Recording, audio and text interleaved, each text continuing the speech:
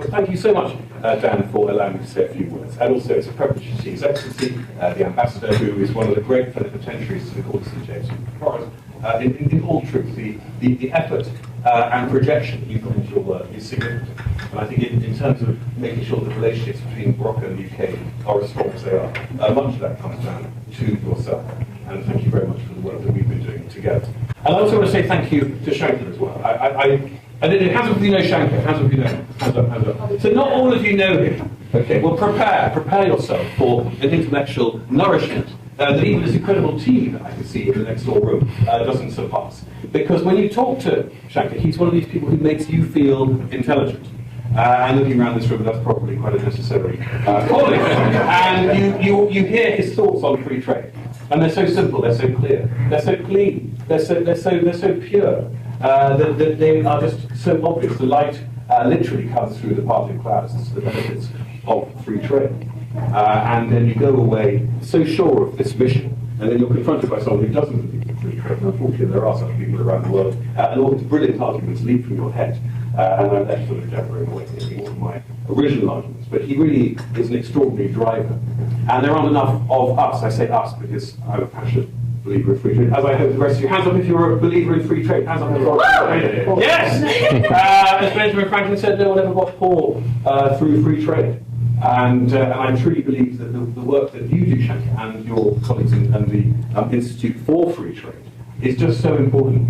But we, and I hope you don't mind if I associate myself with you, we are a relatively small group, and it is a distressing fact that over the last, I suppose, really since about 2018, when the principles around globalization and free trade started to erode, that our band has dwindled to a relatively small number of people, and in fact now the consensus, I think, is probably on the balance between the view of free trade in relative societies, economies and people, as opposed to people who feel that we need to be heavily protected from something. And that worries me.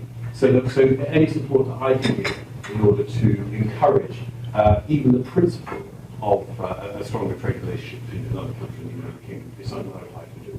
And when it comes to Morocco, I mean, when was the UK-Morocco treaty? Was it 1865?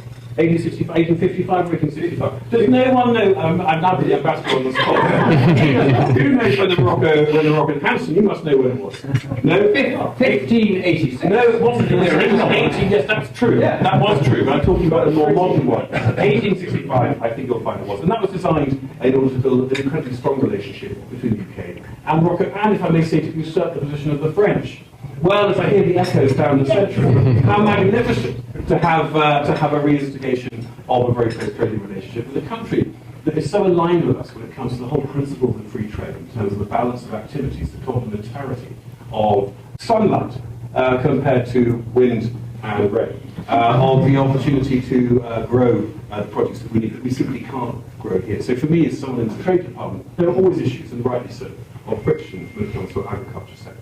But actually there are significantly low levels of friction when it comes to high degrees of cooperation with Morocco. And then there's energy, the extraordinary interconnector, which is going to be how many thousands of miles?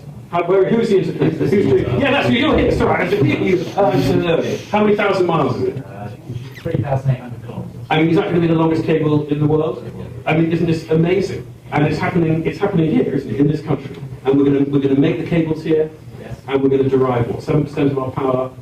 8% of our power from Morocco. How incredible, from renewable energy. So this isn't just a nice to have, a gathering of people who want to just do a bit more trade with the country where they feel they have a cultural fit. This is an essential part of our drive to give ourselves security and regulation for the future. So anything I can do to support this, I will be glad to do.